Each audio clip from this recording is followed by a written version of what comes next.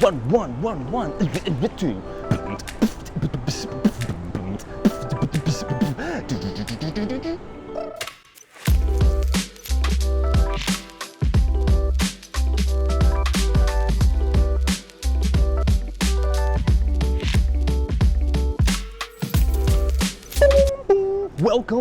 Welcome.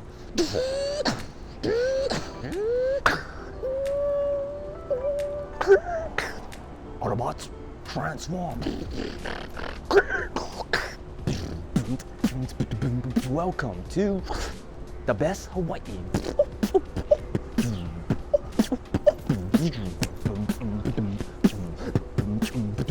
Your turn.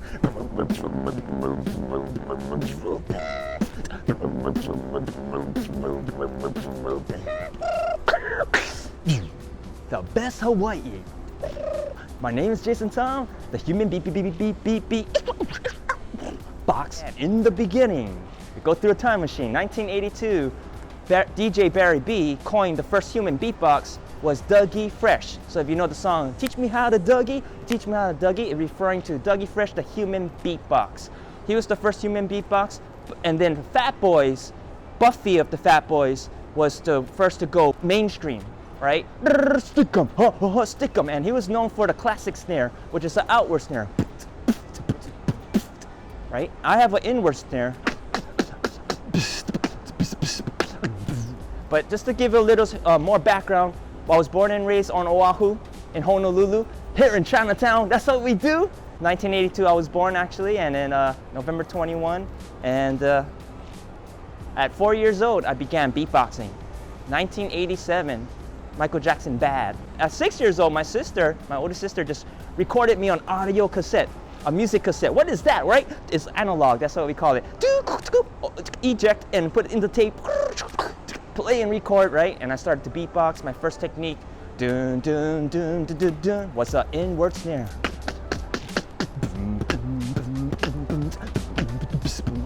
I'm bad. And then when I was 21 years old, I got into a collision with an SUV. The driver, thankfully, she prayed over me. She didn't hit and run, and I was taken to the ER. That was the night. The next day, I said, hey, I was 21 years old, almost lost my life. And I said, I haven't found what I wanted to do in my life, purpose. And I said, why not pursue the music? Why not get it out there, share it? It's a gift.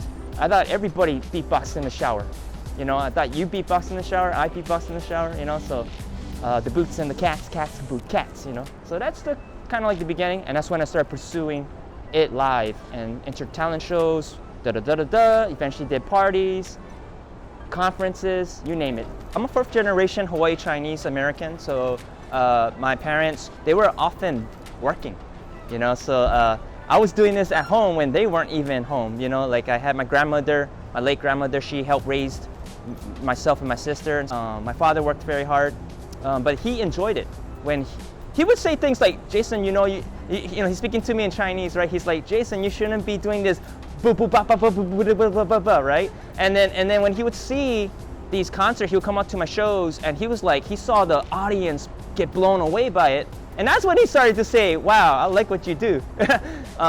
So he's old school. My father's old school and very traditional Chinese. I miss him. There's not a day that goes by that I don't miss him, and that's something very significant for me. My mother, she may not fully understand the whole scope of it. 87 was when I began beatboxing, right? As an amateur, like a closet beatboxer. So I would say about 17 years I was beatboxing, and then another 17 years performing. And then eventually I went to the mainland, working at 9 to 5, doing judo tournaments too, so it paid for my judo. And I won a gold medal at a judo tournament. So I helped break down after I won the gold medal, wrapping a mat, and I saw a microphone laying around. I picked up the microphone and I just dropped some beats. And then all of a sudden the kids came running. Whoa, what was that? They went bananas over it, right? They were like, wow, do it again. And that's when I realized, hey, I might have something here.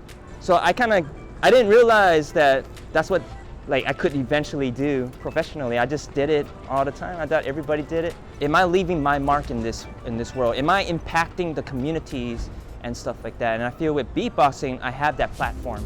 where I just definitely wanted to go to schools, be a motivational speaker, and just say, hey, no matter what in life, you gotta not give up, right? It's about perseverance. Life gets hard, and for me, some of my greatest accomplishments is my failures in life. Stay tuned to jasontom.com. Follow me on social media at Mr. Jason Tom. That's MrJasonTom.